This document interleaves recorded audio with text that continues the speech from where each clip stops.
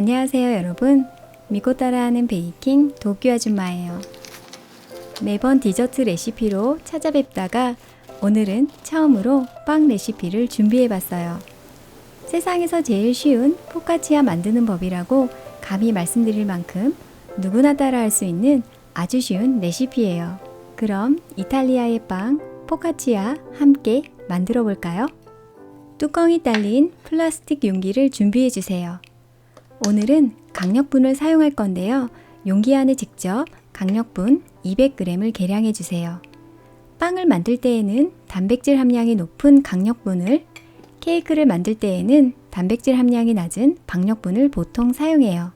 용기 사이즈는 제가 사용한 사이즈와 달라도 되지만 높이가 있는 직사각형 모양의 용기를 사용하셔야 나중에 모양을 잡기가 편리해요. 그리고 소금 4g을 계량해 주세요.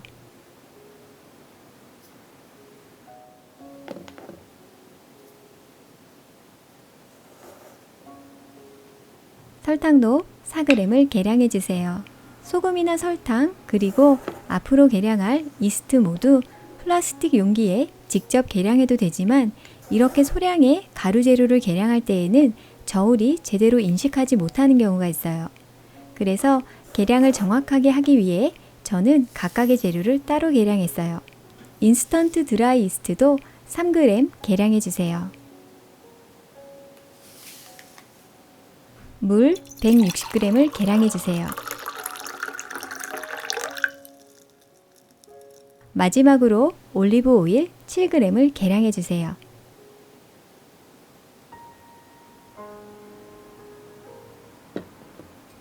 이제 반죽을 만들어 볼게요. 먼저 소금을 용기의 한쪽 모서리에 넣어 주세요.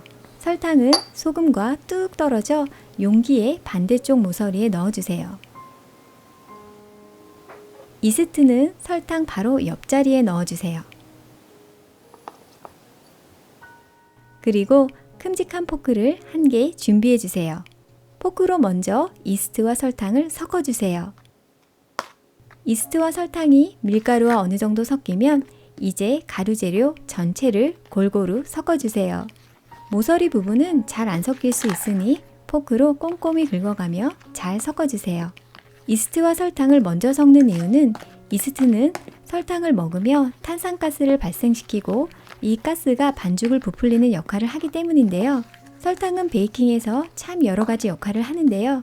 설탕에 관한 자세한 내용은 도쿄 아줌마 베이커리의 블로그에서 확인하실 수 있어요. 가루 재료가 다 섞였으면 계량해 놓은 물에 약 3분의 1을 넣어주세요.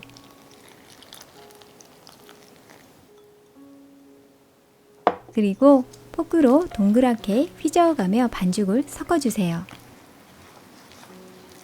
반죽이 뭉쳐지기 시작하면 손에 힘이 들어가므로 포크를 이렇게 짧게 잡으면 손이 덜 힘들어요.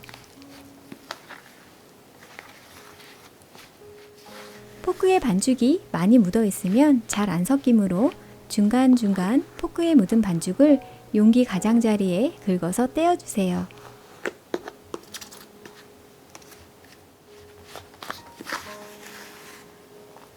반죽이 어느 정도 뭉쳐졌으면 남은 물을 다 부어주세요.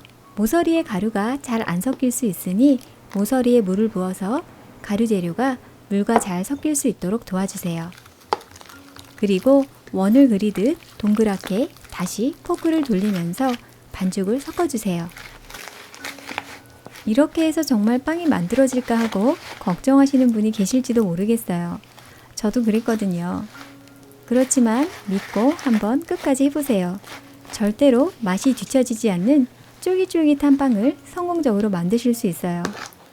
걱정하시는 분들이 계실지 몰라서 오늘은 만드는 과정을 더 많이 보여드리기 위해 반죽 영상을 길게 편집해봤어요.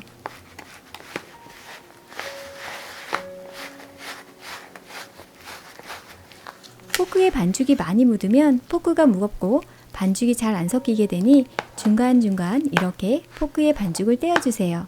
이렇게 가루 재료가 남아있지 않고 물과 다 섞였으면 계량해 놓은 올리브유를 넣어주세요. 반죽이 뭉쳐지면서 포크를 잡은 손에 힘이 더 들어가기 시작해서 약간 힘드실 수 있지만 조금만 참으시면 돼요. 이제 거의 다 됐어요. 올리브유를 나중에 넣는 이유는 처음부터 다른 재료와 함께 넣으면 재료가 골고루 잘 안 섞이기 때문이에요.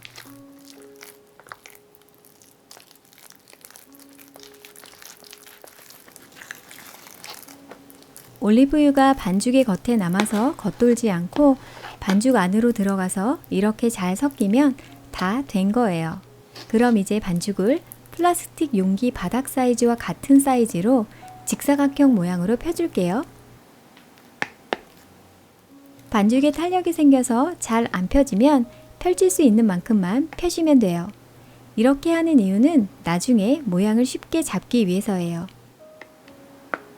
반죽 윗면이 매끄럽지 않아서 뭔가 조금 덜 된 듯한 느낌이 드실 수도 있지만 완벽하게 반죽이 끝난 거예요. 그럼 플라스틱 용기에 뚜껑을 덮고 냉장고에 넣어주세요. 오늘은 냉장고에서 하룻밤 동안 발효를 시킬 거예요. 발효 시간은 약 8시간에서 12시간 정도로 생각하시면 되고 눈으로 보았을 때 반죽이 약 1.5배에서 2배 정도 부풀어 있으면 발효가 끝난 거예요. 재료의 상태나 냉장고의 온도 등에 따라 발효 시간의 차이가 날 수 있어요. 반죽이 덜 부푼 것 같으면 18시간까지 냉장고에서 발효를 시켜주셔도 돼요. 오븐팬에 유산지를 깔아 준비해 주시고 그 위에 반죽이 담긴 플라스틱 용기를 올려주세요. 그리고 반죽 위에 강력분을 충분히 뿌려주세요. 스크래퍼로 가장자리를 뗄 것이기 때문에 특히 가장자리엔 충분히 뿌려주세요. 용기 가장자리와 반죽 사이에 스크래퍼를 넣고 영상과 같이 내면을 살며시 떼어주세요.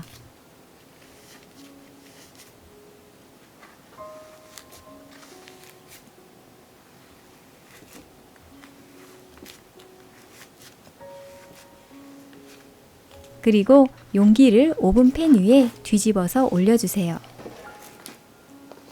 반죽이 용기에서 저절로 떨어질 때까지 기다려주세요. 이 화면은 4배속으로 돌린 거예요. 이렇게 하는 이유는 반죽을 손으로 만지면 모처럼 부푼 반죽이 가라앉게 돼요. 그래서 되도록이면 반죽을 만지지 않기 위해서예요. 용기 바닥에서 반죽이 떨어졌으면 이제 살며시 용기를 들어서 반죽과 완전히 떼어주세요. 보시는 것처럼 용기에서 반죽이 깨끗이 떨어졌어요. 스크래퍼로 옆면을 살짝 정리할게요. 저는 제과 전공자라서 버릇처럼 자꾸만 모양에 신경을 쓰게 되는데요. 사실 가능한 한 반죽은 만지지 않는 것이 좋고 이 과정은 생략하셔도 돼요. 이제 반죽을 3등분으로 접어줄게요. 반죽은 밑에서 위로 접는 게 쉽게 잘 접혀요. 아래쪽에 3분의 1의 반죽을 중앙으로 접어주세요. 그리고 반죽이 만나는 부분을 손가락 끝으로 꼭꼭 눌러서 붙여주세요. 이렇게 꼭꼭 눌러주는 이유는 발효 중에 발생하는 탄산가스가 새어나가지 않게 하기 위해서예요. 그리고 오븐팬을 돌려서 남은 3분의 1의 반죽도 아래서 위로 중앙으로 접어주시고 연결 부분을 또다시 꼭꼭 눌러서 붙여주세요. 연결 부분이 위쪽으로 오면 빵이 부풀면서 터질 수가 있으니 반드시 끝쪽에 올 수 있도록 조절해 주세요. 그리고 두 옆면도 손가락 끝으로 꼭꼭 눌러서 붙여주세요.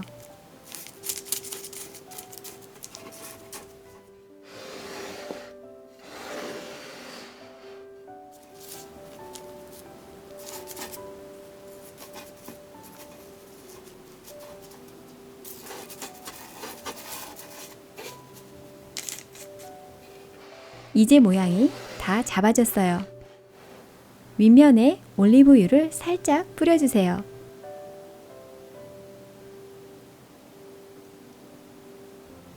그리고 손가락으로 꾹꾹 눌러서 포카치아다운 모양을 만들어주세요.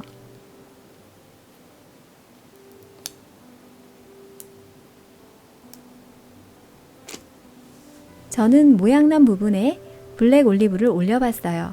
심플한 맛을 좋아하시는 분은 생략하셔도 되고 좋아하시는 다른 재료를 올리셔도 돼요. 그리고 소금을 살짝 뿌려주세요. 굵은 소금을 뿌리시면 더 맛있어요.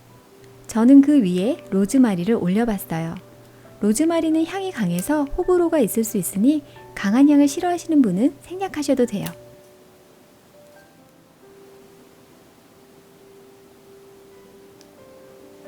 그리고 200도로 예열한 오븐에서 약 25분간 구워주세요.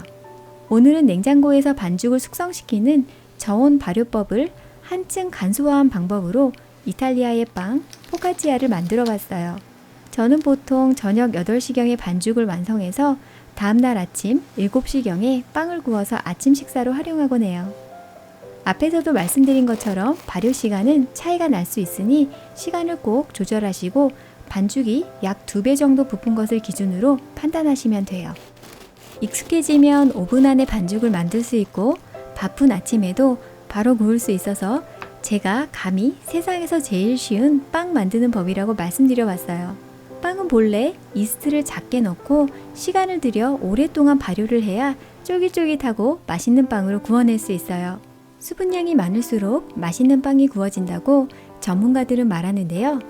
일반적으로 약 65%의 수분을 사용하는 것에 비해 오늘 레시피는 80%의 수분을 넣어 구성해 보았어요. 실패 확률은 매우 낮지만 맛은 프로급에 가까운 오늘 만든 포카치아, 여러분도 꼭 구워보세요. 그럼 저는 맛있는 이야기로 다음 시간에 또 찾아뵐게요.